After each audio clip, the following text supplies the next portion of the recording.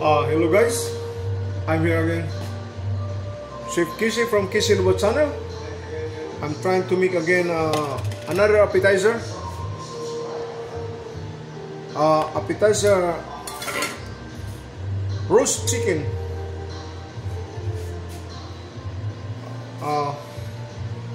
Ginger, hoisin soy sauce.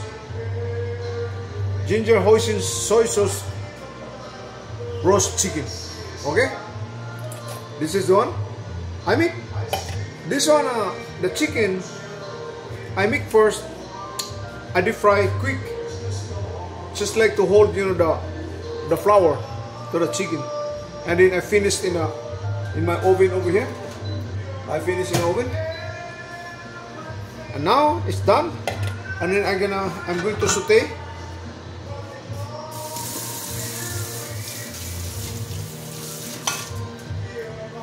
Just like I want to make gusto ko lang may aroma yung chicken ko ng garlic flavor. Okay, samahan niyo ako.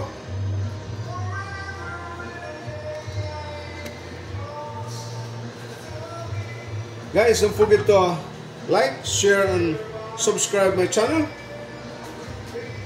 and so that I can make more item for you guys to illustrate to you guys. I just want to share only my knowledge in culinary arts. I was working in a hotel for about more than 25 years. This is only my experience. I want to share to you guys. Okay?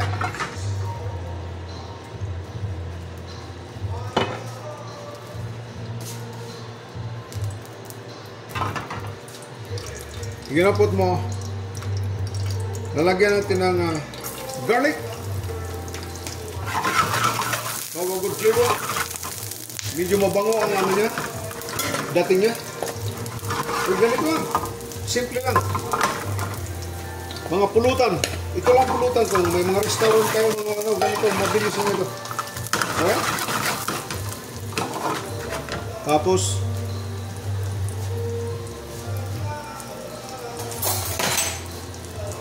put this the sauce, ginger hoisin sauce chicken. Oh yes, ginger hoisin sauce chicken, roast chicken appetizer.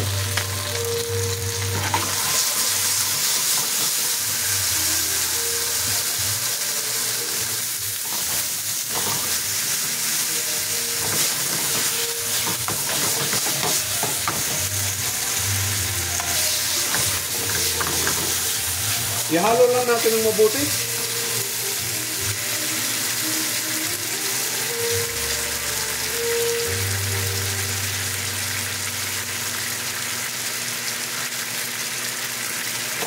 must be sure to coat the chicken.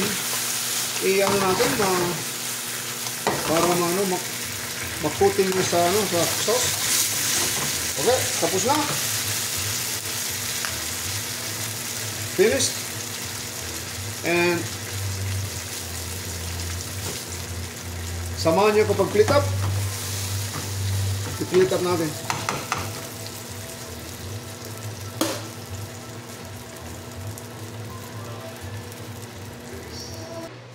Okay guys, that's one.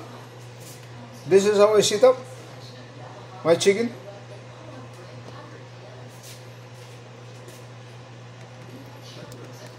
Sana magustuhan niyo yung pag-plate up ko. Pasensya na ka, wala kong cameraman na medyo na ano yata, hindi yata na-record kanina.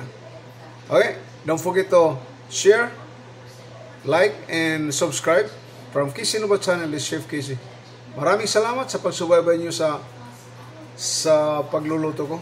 Until next time, hanggang sa susunod mga kaibigan.